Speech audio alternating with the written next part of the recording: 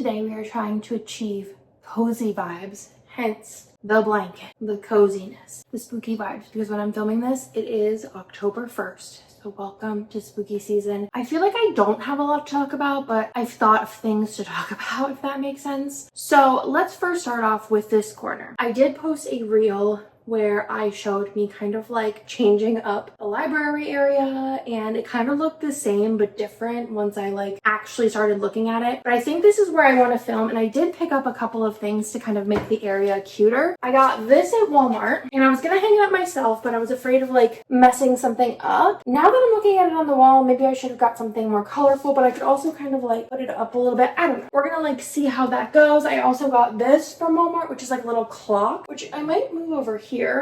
Maybe that's better. I don't know. And then I also got this from the Walmart, which is basically, I think will go on the wall, and I think that'll look very, very cute. It's just like some pressed flowers, but I don't trust myself with power tools, so we're gonna continue on with that. So as far as what I read this week, first thing first, I DNF'd a book because I just don't care. And I used to have some trouble with DNFing books, especially if I felt like I read like a little bit of it. Like anything over 20%, I was like, all right, let's just get through it. And like, you already invested some time. But now I'm just like, if I don't want to read it and I'm like, ooh, like I don't want to do this, I don't want to do this. For whatever reason, this book wasn't bad. It wasn't like offensive. There wasn't anything like in particular that really just kind of made me want to DNF it, but I was bored. So it is Witchcraft for Wayward Girls by Grady Hendrix.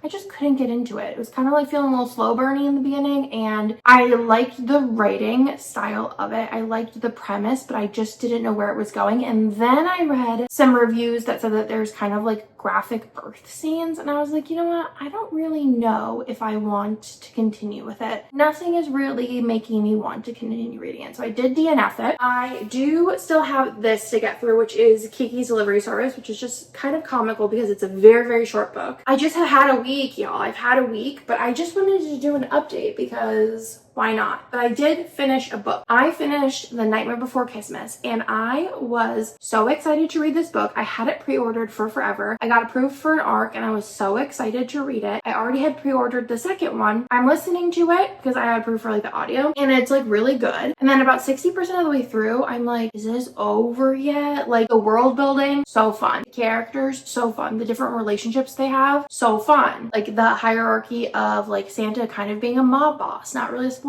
Fun. But then I just feel like whenever the romance hit, I was like, it just felt like the same thing over and over and over again for too long, and I was just kind of over it. So it was feeling very like 4.5 star energy for me, but then when I got to 60%, I was like, y'all, this just needs to end, and I'm just tired of it. Definitely a chore to get through the last like 6 hours or 6 hours of this book. It was just too much. I did also pick my book of the month and my Aardvark book club books. Those just released today and yesterday, my time. But I also wanted to go through my October TBR, and I feel like this is like relatively realistic, possibly. I don't think I'm gonna read any of book subscription picks that come in. I don't think I'm gonna read any of those this month. Last month I did. I am going to try and read The Coven and The Curse because these are short little babies, and they are kind of, I think, like spooky, dark fantasies, I believe. I'm not 100% sure, but I loved the cover. I love the sprayed edges. They were short, so I figured even if I don't like love them, I'm gonna give them a go. I have a bunch of graphic novels that I want to get to. The first one is Third Shift Society. Basically, it is about this girl. This is her boss, which I think is interesting, but I'm excited to read it. I picked it up. People, I don't know, I just thought it looks like it would be cute for like spooky season, and it says it is the season 1 of a webtoon, so I'm very excited for that. And then I also do have Sheets and Delicates, which I thought looked cute for spooky season because it looks like there's a ghost on the cover. Very excited for these. I believe it is Sheets is the first one and Delicates is the second one. I've been putting these off for a while because I've really wanted to read them because they look very, very cute. I feel like the more graphic novels, the merrier, because I can get through a graphic novel in one sitting usually. Speaking of graphic novels, I also do want to read Hooky 2 and 3. I loved 1. It gave me very, not like Harry Potter energy, but kind of like, it reminded me of like that nostalgia of like a very YA witch wizard word prophecy kind of situation. They are just so fun. This one take me a little bit longer to get through because it's a little bit bigger. It's just so good though. I feel like it's one of the graphic novels that I would put pretty high up there, the first one. So I'm interested to see how the second and third goes, and I definitely will be reading those in October. Now to the other novels that I would like to read. I do want to read The Dead Romantics. Kirsten actually got this for me, I think it was last year for Christmas. I actually saved her little note in here. This is by Ashley Poston, and I have heard all kinds of good things about this,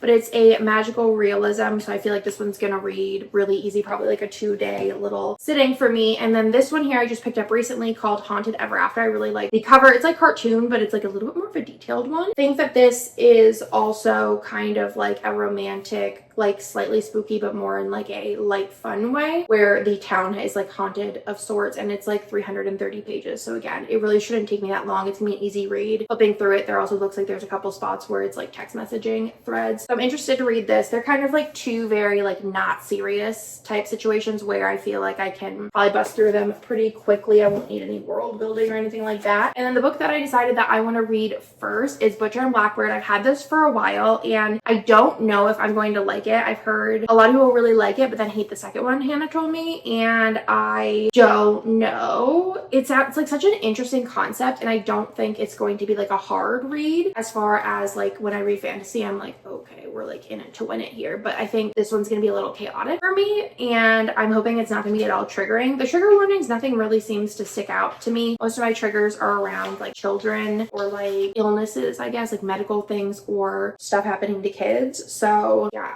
I'm interested. Let me know what you think. Do you think I'm gonna like it? I think that's probably the question of the day. Do you think I'm gonna like this book? Yay or nay? But I think it's gonna be like unserious. You know what I mean? Like it's gonna be just a fun time. I'm not gonna be in too deep. I feel like this month books, actually I don't think it was that deep, but I read some fantasy and I feel like that just gets me a little like, okay, we got things, we got read things. Books I picked up or received, because I haven't picked up anything because it's been a week. So I got Killjoy in the mail. I think this is it's a prequel to A Good Girl's Guide to Murder. I did get the UK edition because I do have the UK edition somewhere here of the Good Girl's Guide to Murder.